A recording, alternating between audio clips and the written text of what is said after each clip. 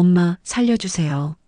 새벽 3시 딸의 전화를 받은 순간 제 인생이 무너졌습니다. 저는 조순자 65살입니다. 평생 새벽 5시에 일어나서 밤 10시까지 식당 설거지와 사무실 청소로 홀로 딸을 키워왔죠. 그런 제가 제 자랑스러운 딸, 의사가 된 은주에게서 이런 전화를 받게 될 줄은 꿈에도 몰랐습니다. 엄마, 나 어떻게 해야 해요? 목소리가 떨리고 있었어요. 숨소리도 가빠졌고요. 35년을 키워온 딸의 목소리. 이건 평범한 우울함이 아니었습니다. 그 순간 저는 알았습니다. 제가 그토록 자랑스러워했던 의사 사위와의 결혼이 축복이 아니라 저주였다는 것을. 하지만 제가 발견한 진실은 단순한 가정 불화가 아니었습니다. 그보다 훨씬 더 끔찍한 일이 제 딸에게 일어나고 있었거든요. 이 사연의 끝까지 함께하고 싶다면 구독, 좋아요, 알림 설정 부탁드립니다. 그럼 이제 본격적으로 이야기를 시작해 보겠습니다. 그 전화를 받기 3년 전으로 돌아가 보겠습니다. 제 딸 은주가 결혼 발표를 했을 때의 일이에요. 저는 그야말로 하늘을 날 것 같았습니다. 엄마, 저 결혼해요. 상대방이 대형병원 원장님 아들이에요. 그때 제 마음이 어땠는지 아시겠어요? 평생 남의 집 설거지하고 새벽부터 밤늦게까지 청소하며 딸 하나 키운 보람이 한순간에 몰려왔습니다. 동네 아주머니들도 축하해 주셨어요. 식당에서 일할 때마다 자랑하고 다녔죠. 우리 딸이 의사 사위 만나서 결혼한다고 하니까 다들 부러워하시더라고요. 그런데 은주 얘기를 들어보니 더 대단했어요. 상훈이라는 그 사람이 은주를 정말 아꼈거든요. 프로포즈도 로맨틱하게 했다고 하고 결혼 준비도 다 해준다고 하고 그때의 은주는 정말 행복해 보였어요. 눈이 반짝반짝 빛나고 목소리도 들떠있고 35년 동안 딸을 키우면서 그렇게 밝은 은주를 본 적이 거의 없었거든요. 결혼식 날 저는 정말 감격했습니다. 웨딩드레스 입은 은주를 보는데 눈물이 주르륵. 딸아, 엄마가 못해준 게 많은데 이제 좋은 사람 만나서 행복하게 살아라. 상훈이라는 사람도 참 점잖아 보이고 예의 바르더라고요. 저한테도 정중하게 인사하고 평생 행복하게 해드리겠다고 약속까지 하더군요. 시댁도 괜찮아 보였어요. 큰 병원 하는 집안이라 그런지 품이 있고 결혼식장도 시내 최고급 호텔이었고요. 그때 저는 정말 믿었습니다. 제 딸이 드디어 고생 끝에 복이 온 거라고. 평생 가난하게 살던 우리 모녀가 이제는 걱정 없이 살 수 있게 됐다고. 결혼 후 6개월 동안은 정말 좋았어요.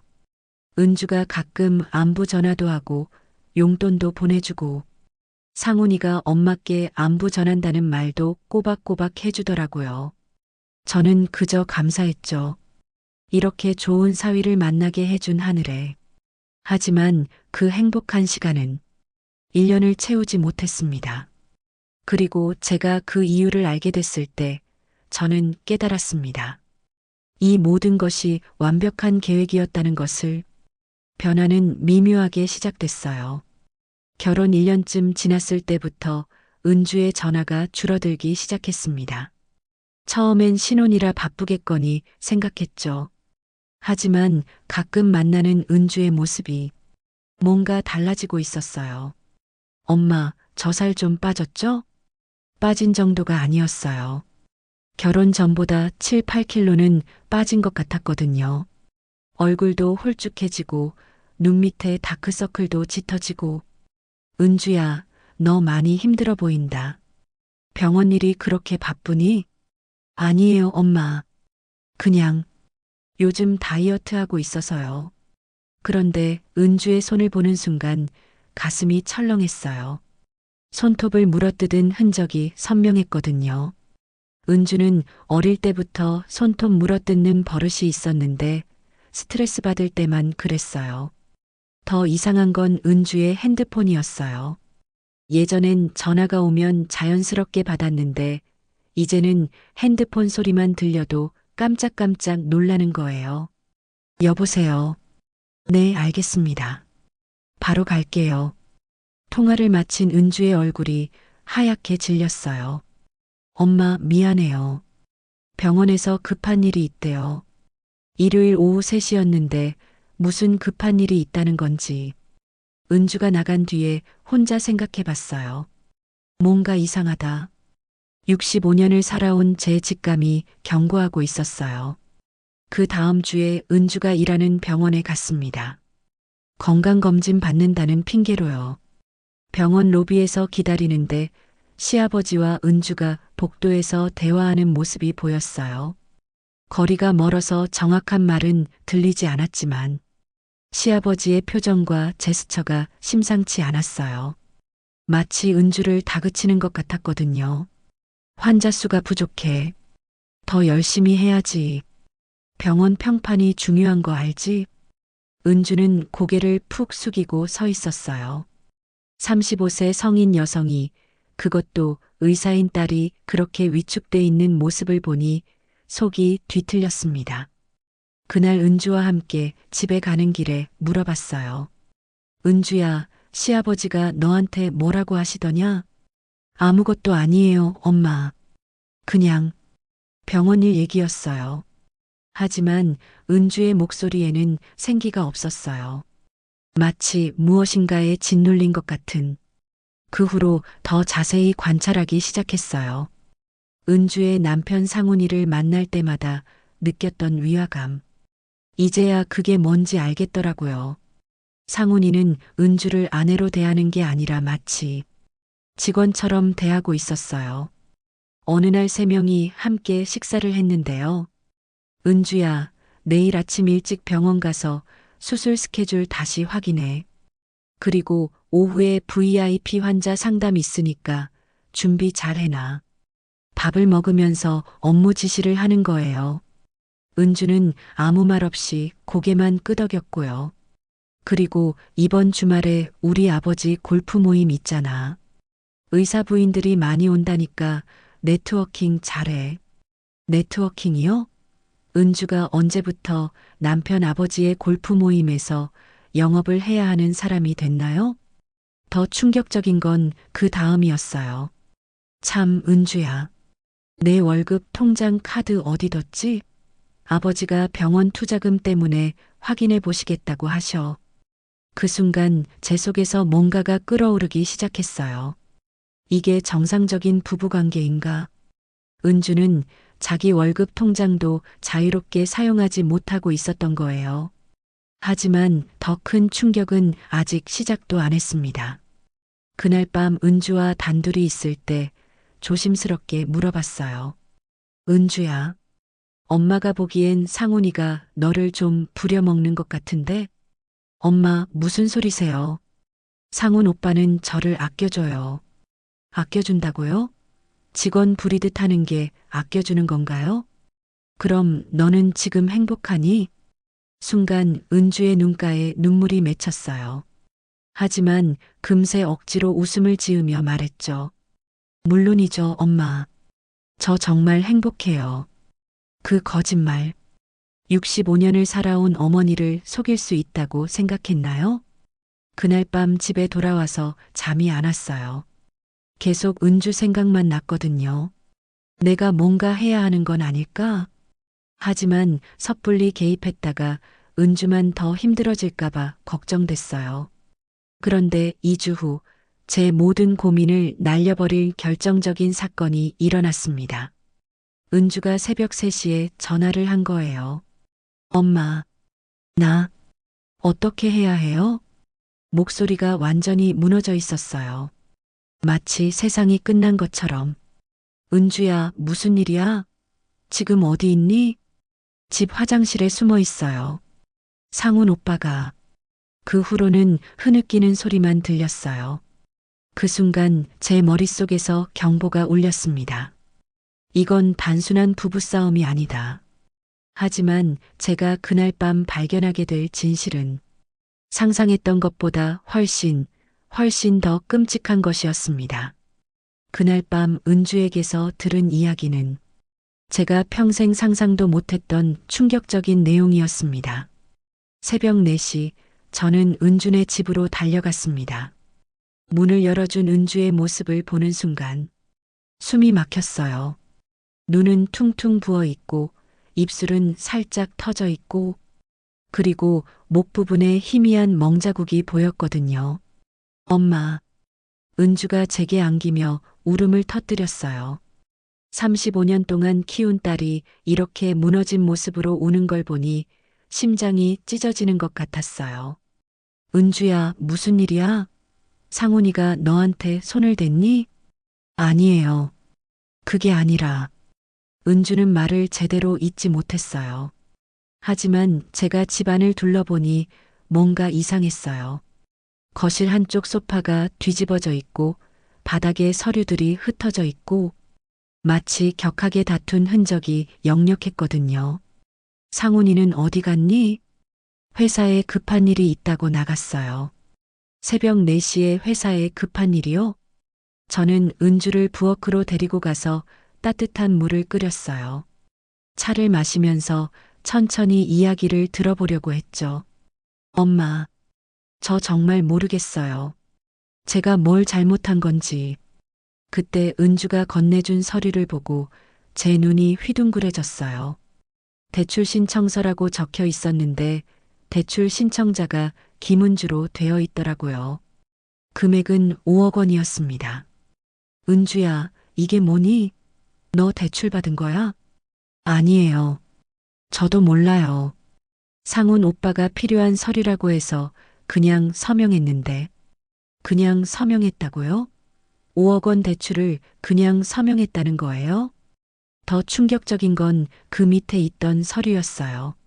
급여 자동이체 동의서라고 되어 있는데 은주의 월급이 매달 자동으로 시댁명의 통장으로 들어간다는 내용이었어요. 은주야, 너 월급을 하나도 못 쓰고 있는 거야? 생활비는 따로 줘요. 한 달에 50만 원씩? 50만 원이요? 의사 월급이 400만 원이 넘을 텐데 50만 원만 받고 살고 있다고요? 그때 제 머릿속에서 퍼즐 조각들이 맞춰지기 시작했어요. 은주가 예전보다 옷차림이 초라해진 것, 외식도 잘 안 하려는 것, 화장품도 싼 걸로 바꾼 것. 모든 게 설명이 됐어요. 은주야, 이건 정상이 아니야. 내 돈인데 왜 내가 못 쓰는 거니? 상훈 오빠가 가게 관리를 체계적으로 하자고 했어요. 나중에 집도 사야 하고 아이도 생각해야 하니까. 체계적 관리라는 명목으로 경제적 통제를 하고 있었던 거예요. 하지만 더 큰 문제가 있었어요. 바닥에 흩어진 서류들 중에 이상한 것들이 섞여 있었거든요. 진단서 양식들, 그것도 공란으로 되어 있는 것들이. 그런데 자세히 보니 몇몇 진단서에는 척추협착증, 퇴행성 관절염 같은 질병명들이 미리 체크되어 있는 것도 있었어요. 은주야, 이 진단서들은 뭐니? 그건 상훈 오빠 아버지가 부탁하신 거예요. 무슨 부탁? 가끔 보험 때문에 필요하다고 하셔서. 보험 때문에 공란 진단서가 필요하다고요? 게다가 미리 질병명까지 체크해 놓고요. 그 순간 제 등골이 서늘해졌어요. 이건 명백히 불법적인 일이었거든요. 은주는 지금 남편과 시댁의 보험 사기에 의사 면허를 이용당하고 있었던 거예요. 은주야, 이건 큰일이야. 이런 일에 연루되면 너 의사 면허 취소당할 수도 있어. 엄마, 저도 알아요. 하지만 어떻게 해야 할지 모르겠어요. 거절하면 상훈 오빠가. 거절하면 어떻게 된다는 거죠? 목에 멍자국이 그 답을 말해주고 있었어요. 그때까지도 저는 몰랐어요. 이 모든 게 얼마나 치밀하게 계획된 일인지, 그리고 제 딸이 얼마나 위험한 함정에 빠져 있는지. 하지만 그때 발견한 서류들은 빙산의 일각에 불과했습니다. 다음 날 아침 저는 결심했어요. 더 자세히 알아봐야겠다고. 은주가 병원에 간 사이 집안을 살펴봤어요. 혹시 더 중요한 단서가 있을지도 모르니까요. 상훈이의 서재에서 충격적인 걸 발견했습니다. 노트북이 열려져 있었는데 화면에 떠 있는 엑셀 파일을 보고 온몸이 얼어붙었어요. 결혼 대상자 후보 리스트. 그 리스트에 은주 이름이 있었어요. 그런데 은주만 있는 게 아니었어요. 다른 여의사들 이름도 10명 정도 적혀 있었거든요. 각각의 이름 옆에는 상세한 정보들이 적혀 있었어요. 김은주, 내과 전문의, 부모 사별, 경제적 의존도 높음, 성격 순종적, 사교성 부족, 외부 네트워크 약함, 경제적 의존도, 성격, 사교성까지 마치 물건을 고르듯이 평가해 놓은 거예요. 더 끔찍한 건 그 밑에 적힌 메모들이었어요. 1차 접촉 성공, 병원 세미나에서 자연스럽게 접근. 2차 데이트, 취약점 파악 완료, 어머니에 대한 애착 강함. 3차 만남, 결혼 의향 확인, 프로포즈 타이밍 조절 중. 이게 뭐예요? 연애가 아니라 작전 계획서잖아요. 손이 덜덜 떨리면서 더 아래쪽을 봤어요. 결혼 후 관리 방안. 1. 경제적 통제, 급여 일괄 관리, 용돈제 실시. 2. 사회적 고립, 기존 인맥 차단, 시댁 위주 생활 유도. 3. 심리적 의존, 자신감 약화를 통한 통제력 강화. 관리 방안이라니. 제 딸을 사람이 아니라 자산으로 본 거예요. 그 순간 모든 퍼즐이 맞춰졌어요. 상훈이가 은주에게 왜 그렇게 다정했는지, 왜 결혼을 서둘렀는지, 왜 처음부터 시댁과 가깝게 지내라고 했는지. 모든 게 계획이었어요. 은주의 능력, 은주의 순종적인 성격, 그리고 가장 중요한 건 저 같은 홀어머니를 둬서 경제적으로 의존할 수밖에 없다는 점까지 모든 걸 계산하고 접근한 거였어요. 더 자세히 보니 다른 파일도 있었어요. 병원 확장 사업 계획서. 그 안에 은주 이름이 또 나왔어요. 김은주 의사 영입을 통한 내과 진료 확대. 연간 예상 매출 증가분 3억 2천만 원. 인건비 절감 효과 연간 2억 8천만 원. 인건비 절감이요? 은주가 가족이니까 월급을 거의 안 줘도 된다는 뜻이겠죠. 제 딸을 단순한 노동력으로 본 거예요. 그때 현관문 소리가 났어요. 은주가 돌아온 거예요. 엄마, 왜 여기 계세요? 제가 상훈이 서재에서 나오는 걸 본 은주의 얼굴이 하얘졌어요. 은주야, 엄마가 뭔가 중요한 걸 발견했어. 하지만 그때 또 현관문이 열리는 소리가 났어요. 상훈이가 돌아온 거예요. 어머니께서 오셨네요. 안녕하세요. 여전히 공손하고 점잖은 목소리였어요. 하지만 이제 그 가면 뒤에 숨겨진 진짜 얼굴을 알고 있었죠. 그 순간부터 진짜 전쟁이 시작됐습니다. 어머니, 갑작스럽게 오셔서 은주가 놀랐나 보네요. 상훈이의 목소리는 여전히 부드러웠지만 저는 이제 그 속에 숨겨진 계산을 읽을 수 있었어요. 정서방, 우리 좀 이야기해야겠어. 그 순간 상훈이의 표정이 미묘하게 변했어요. 여전히 웃고 있었지만 눈빛이 차가워졌죠. 무슨 이야기 말씀이세요? 당신이 우리 은주를 어떻게 생각하는지에 대한 이야기 말이야. 은주가 제 팔을 잡아당겼어요. 엄마, 그만해요. 상훈 오빠한테 왜 그래요? 하지만 저는 물러설 수 없었어요. 65년을 살아오면서 이렇게 화가 난 적이 없었거든요. 은주야, 너 이거 봐. 저는 주머니에서 휴대폰을 꺼냈어요. 상훈이 서재에서 본 그 파일들을 사진으로 찍어뒀거든요. 화면을 은주에게 보여주는 순간 은주의 얼굴이 하얗게 질렸어요. 이게 뭐예요? 결혼 대상자 후보 리스트. 내 이름도 여기 있어. 마치 직원 채용하듯이 평가해 놨더라고. 상훈이가 급하게 다가왔어요. 어머니, 그건 오해예요. 오해라고? 그럼 이것도 오해라고 할 거야? 저는 두 번째 사진을 보여줬어요. 병원 사업 계획서 내용이었죠. 인건비 절감 효과 연간 2억 8천만 원. 우리 은주를 공짜 노예로 부리겠다는 계획이었어.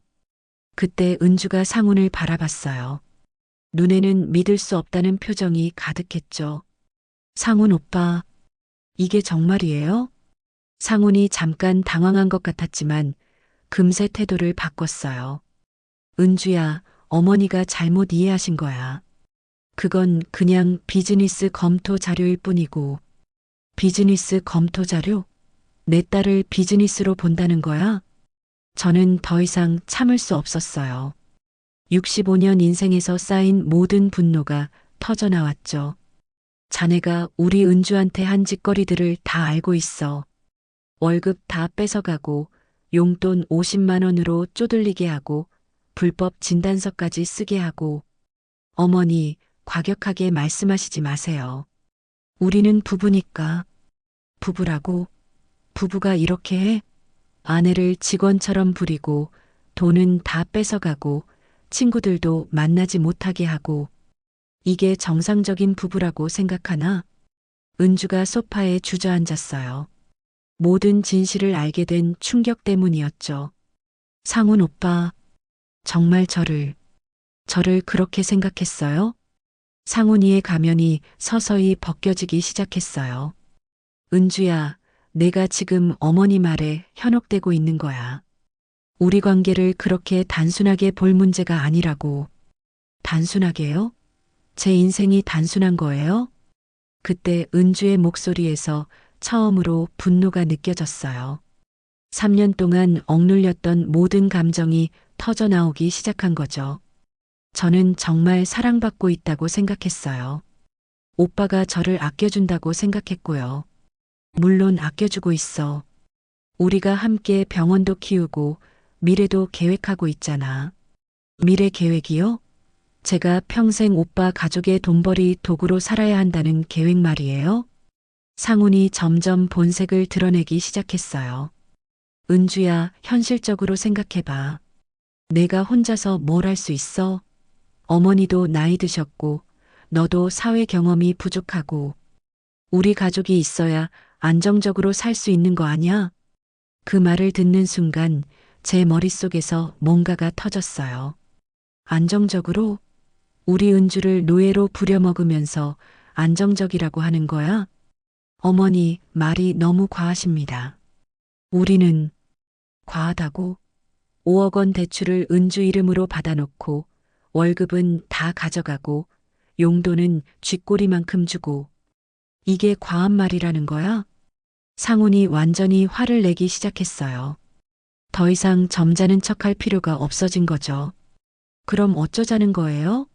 은주가 우리 병원에서 일하고 있으니까 월급도 병원 운영에 쓰이는 게 당연한 거 아니에요? 그리고 대출도 병원 확장을 위한 거고. 지금 당연하다고 말하는 거야? 내 딸이 번 돈을 당신들이 맘대로 쓰는 게 당연해? 어머니는 사업을 모르시니까 그런 말씀을 하시는 거예요. 병원 운영이라는 게. 그때 은주가 벌떡 일어났어요. 그만해요. 모두가 깜짝 놀라서 은주를 바라봤어요. 평생 한 번도 큰 소리를 낸 적이 없던 은주가 소리를 지른 거였거든요. 정말 그만해요. 더 이상 못 듣겠어요. 은주의 목소리가 떨리고 있었지만 그 안에는 분명한 결의가 있었어요. 상훈 오빠, 아니 상훈 씨, 저는 이제 알겠어요. 제가 당신한테 뭐였는지. 은주야, 진정해. 어머니가 이상한 말로 너를 선동하고 있는 거야. 선동이요? 제가 바보라서 3년 동안 속고 있었다는 거예요? 은주가 상훈을 똑바로 바라봤어요. 그 눈빛에는 더 이상 두려움이 없었어요. 저 이제 결정했어요. 이 집 나갈 거예요. 상훈이 당황한 표정으로 은주를 잡았어요. 은주야, 잠깐만. 우리 다시 이야기해보자. 어머니가 오해하신 부분들을 설명할게. 오해요? 그럼 제가 3년 동안 느낀 고통도 오해였나요? 제가 매일 밤 울면서 잠든 것도 오해였고요. 그 순간 저는 깨달았어요. 제 딸이 드디어 용기를 냈구나. 하지만 상훈이 마지막 카드를 꺼내들었어요. 은주야, 내가 나가면 어떻게 되는지 알고 있지? 대출금 5억 원, 그리고 지금까지 내가 쓴 병원 자금들 다 갚아야 해. 협박이었어요. 노골적인 협박. 그리고 내가 허위 진단서 작성한 것들. 이거 의료진 윤리위원회에 신고되면 의사 면허 취소당해. 그럼 내가 뭘 할 수 있겠어? 은주의 얼굴이 다시 하얗게 질렸어요. 3년 동안 쌓인 약점들이 족쇄가 되어 은주를 올가매고 있었거든요. 그러니까 현실적으로 생각해봐. 내가 어디 가서 뭘 할 건데?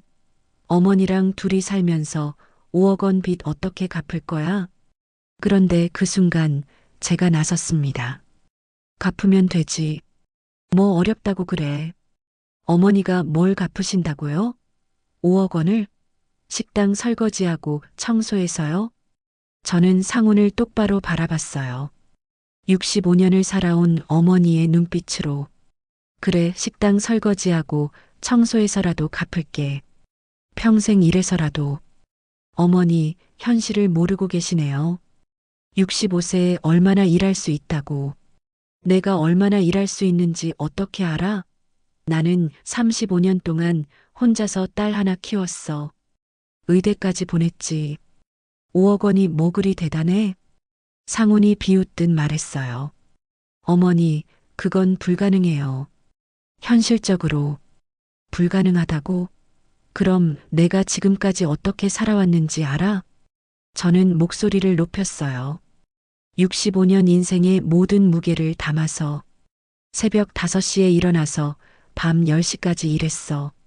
35년 동안 하루도 쉬지 않았어. 손이 부르터서 피가 나도 허리가 아파서 못 일어나도 그래도 일했어. 우리 은주 때문에. 은주가 울기 시작했어요. 그런데 지금 당신이 우리 은주를 어떻게 대하고 있는지 봤어. 이건 사랑이 아니라 착취야. 어머니, 아직 말 안 끝났어. 우리 은주를 이용해서 번 돈, 그 돈으로 5억 원쯤은 충분히 갚을 수 있어. 상훈의 얼굴이 굳어졌어요. 그리고 허위 진단서 건 그거 증거 다 있어. 누가 시켰는지, 누가 이익을 받는지 다 기록해뒀거든. 이건 허세였어요. 하지만 상훈이 당황하는 모습을 보니 들어맞았나 봐요. 어머니가 뭘 아신다고. 내가 뭘 아냐고. 평생 밑바닥에서 살아온 사람이 뭘 아냐고. 저는 한 걸음 더 다가갔어요.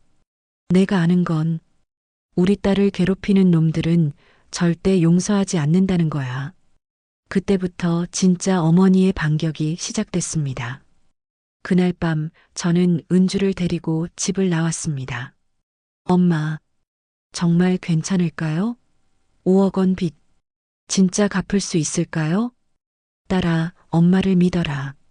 35년 동안 너 하나 키운 엄마가 5억 원 못 갚겠니?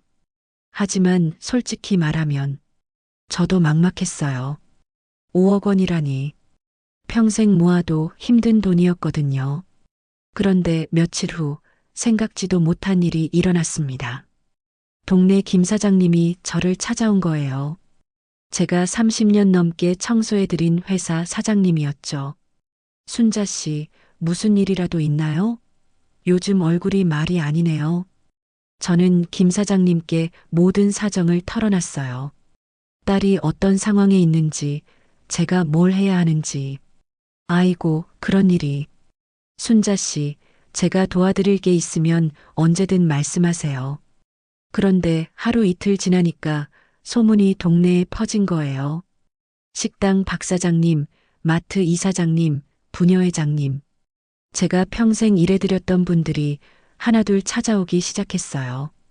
일주일 정도 지나니까 이분들이 조금씩 도움의 손길을 내밀어 주셨어요. 순자 씨, 저희가 돈 좀 모아봤어요. 박 사장님이 봉투를 내밀었어요. 여기 200만 원 있어요. 많지는 않지만 제가 30년 동안 순자 씨 덕을 봤는데 이럴 때 도와드려야죠. 김 사장님도 말씀하셨어요. 저도 여기 300만 원. 순자 씨가 우리 회사 청소할 때 얼마나 성실하게 해주셨는데 일주일 동안 조금씩 모인 돈이 800만 원 정도 됐어요. 5억에 비하면 작은 돈이었지만 그 마음이 너무 고마웠어요. 순자 언니, 언니가 평생 얼마나 착하게 살았는데 우리가 모르겠어요? 부녀회장님이 말씀하셨어요. 그런데 정말 큰 도움은 김 사장님께서 해주셨어요. 순자 씨, 그리고 저희가 변호사도 소개해 드릴게요. 제 고등학교 동창이 변호사 하는데 이런 사건도 다뤄봤다고 하네요. 돈은 걱정 마세요. 제가 선불로 내드릴게요. 나중에 천천히 갚으시면 되고요. 변호사 선생님을 만나서 상황을 설명했더니 이건 명백한 경제적 착취고 강요죄도 성립할 수 있어요. 그리고 허위 진단서 강요는 더 심각한 문제고요. 쉽지는 않겠지만 충분히 싸워볼 만해요. 다만 시간이 좀 걸릴 거예요. 그때부터 진짜 힘든 싸움이 시작됐습니다. 먼저 은주의 급여 계좌부터 되찾는 것도 쉽지 않았어요. 서류 작업만 몇 주가 걸렸거든요. 5억 원 대출건도 복잡했어요. 변호사님이 조사해 보니 실제로는 은주가 보증인으로만 되어 있었지만 그래도 법적 책임은 있다는 거였어요. 몇 달 동안 법정에 오가고 서류 준비하고 정말 힘들었어요. 그런데 상대방도 만만치 않더라고요. 어느 날 상훈이 시아버지가 변호사를 대동하고 나타났어요. 이렇게 오래 끌 필요가 뭐 있어요? 우리도 양보할 건 양보할 테니까 합의합시다. 하지만 변호사님 말씀으로는 완전한 승리는 어렵다고 하셨어요. 현실적으로는 합의가 최선일 것 같습니다. 대신 우리가 원하는 조건으로 끌고 가보죠. 6개월간의 긴 싸움 끝에 결국 합의가 됐어요. 5억 원 대출금은 1억 원으로 줄였고 은주가 받지 못한 월급 차액은 일부만 받기로 했어요. 완전한 승리는 아니었지만 그래도 큰 성과였죠. 엄마, 1억 원도 큰 돈인데 괜찮을까요? 괜찮다. 엄마가 있잖니. 그리고 이제 내가 자유롭게 일할 수 있으니까 천천히 갚으면 돼. 동네 분들이 모아주신 800만 원과 은주가 새로 시작한 개인 병원에서 번 돈으로 조금씩 갚아나가기 시작했어요. 쉽지 않았지만 적어도 우리는 자유로웠어요. 그런데 합의가 끝나고 몇 달 후 동네에서 들려오는 소문이 있었어요. 상훈이네 병원이 큰 어려움을 겪고 있다는 거였어요. 순자 씨, 들었어요? 그 병원 허위 진단서 건이 보험회사에 알려졌다면서요? 부녀회장님이 말씀하시더라고요. 그래서 지금 보험 사기 수사받고 있대요. 병원장도 의료진윤리위원회에서 조사받고 있고 알고 보니 저희가 제기한 허위 진단서 문제가 더 큰 파장을 몰고 온 거였어요. 환자들도 많이 떠났다더라고요. 그런 병원 누가 믿겠어요? 김 사장님도 말씀하셨어요. 요즘 그 병원 앞 지나가 보면 한산해요. 예전에는 사람들이 줄 서 있었는데 저는 복수가 목적이 아니었지만 그래도 마음 한편으로는 시원했어요. 잘못한 사람들이 그에 맞는 대가를 치르고 있다는 생각이 들었거든요. 엄마, 고마워요. 엄마 아니었으면 저 평생 그렇게 살았을 거예요. 그날 밤 은주와 둘이서 작은 원룸에 앉아 라면을 끓여 먹으면서 저는 깨달았어요. 진짜 행복은 완벽한 승리가 아니라 자유였다는 것을.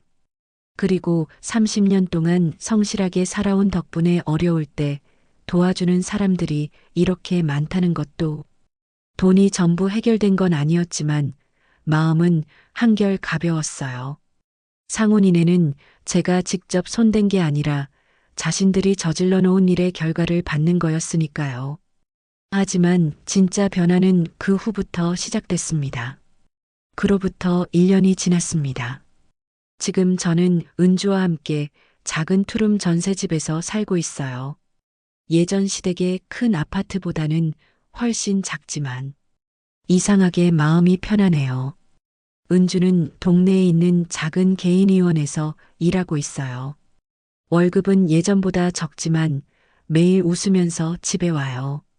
엄마, 오늘 당뇨 할머니가 혈당 수치 많이 좋아졌다고 고마워하시더라고요. 그래, 우리 은주가 잘 돌봐드렸나 보네. 네, 이제야 진짜 의사 일을 하는 것 같아요. 은주의 표정이 밝아진 걸 보니 제 마음도 따뜻해져요. 무엇보다 좋은 건 은주가 다시 친구들을 만나기 시작했다는 거예요. 3년 동안 끊어졌던 인간관계가 하나하나 회복되고 있어요. 저도 변화가 있었어요. 김 사장님이 청소관리팀장을 맡아달라고 하셨거든요. 65세에 새로운 직책을 맡게 될 줄은 몰랐어요. 월급도 올랐고 무엇보다 젊은 직원들을 가르치는 보람이 있어요. 30년 경험을 전수해주는 것도 즐거운 일이더라고요. 어느 날 저녁 은주와 함께 백화점에 갔는데 상훈이를 만났어요. 1년 만이었죠. 예전 같으면 은주가 바들바들 떨었을 텐데 이번에는 담담하게 인사하더라고요. 저는 조용히 은주 옆에서 지켜봤어요. 더 이상 제가 나설 필요가 없다는 걸 알 수 있었거든요. 은주가 의연하게 대화하는 걸 보니 정말 많이 성장했구나 싶었어요. 엄마, 신기해요. 예전 같으면 심장이 쿵쾅쿵쾅 뛰었을 텐데 이번엔 아무렇지도 않더라고요. 그래, 이제 진짜 자유로워진 거네. 집에 와서 저녁을 준비하면서 문득 생각해 봤어요. 1년 전만 해도 막막했는데 지금은 어떻게 이렇게 평온할까요? 돈이 많아서가 아니에요. 오히려 전보다 적게 벌고 있어요. 하지만 은주가 웃고 있고 저도 보람 있는 일을 하고 있고 무엇보다 자유롭게 살고 있어요. 그때 은주가 부엌으로 와서 제 어깨에 턱을 기댔어요. 엄마 고마워요. 뭐가 고맙다는 거니? 그냥 모든 게 다요. 엄마가 아니었으면 저 아직도 그곳에서 힘들게 살고 있었을 거예요. 겉으로는 화려해 보였지만 정말 힘든 곳이었죠. 은주야, 엄마가 너를 의사로 만든 게 자랑이 아니라 내가 이렇게 씩씩하게 자란 게 자랑이야. 그리고 앞으로도 엄마가 지켜줄 거야. 엄마, 이제 제가 엄마 지킬 거예요. 엄마도 충분히 고생하셨잖아요. 그날 밤 잠자리에 누워서 창밖을 보니 달이 참 밝더라고요. 65년을 살아오면서 이렇게 마음 편한 적이 언제였나 싶어요. 동네 분들도 가끔 안부를 묻곤 해요. 순자 씨, 은주 잘 지내죠? 네, 정말 잘 지내고 있어요. 다들 도와주셔서 감사해요. 착하게 사는 사람들이 행복해야 세상이 돌아가는 거죠. 정말 그래요. 착하게 살면 언젠가는 보답받는 것 같아요. 힘든 순간도 있었지만 포기하지 않고 싸웠던 그 1년이 저희 모녀에게는 새로운 인생을 선물해 줬어요. 지금 이 순간 은주와 함께 작은 집에서 차를 마시며 TV를 보고 있는 이 평범한 일상이 그 어떤 화려한 생활보다 소중하고 행복합니다. 진정한 행복은 돈이나 지위가 아니라 사랑하는 사람과 자유롭게 사는 것이었어요. 그리고 힘들 때 손을 내밀어주는 사람들이 있다는 것. 65년을 살아보니 이것이야말로 인생에서 가장 값진 재산이라는 걸 알게 됐습니다.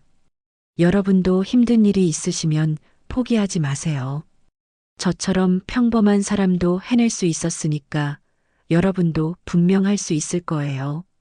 정의는 반드시 이긴다고, 착하게 사는 사람들이 결국 행복해진다고 저희 모녀가 보여드렸잖아요. 오늘도 힘내시고 행복하게 사세요.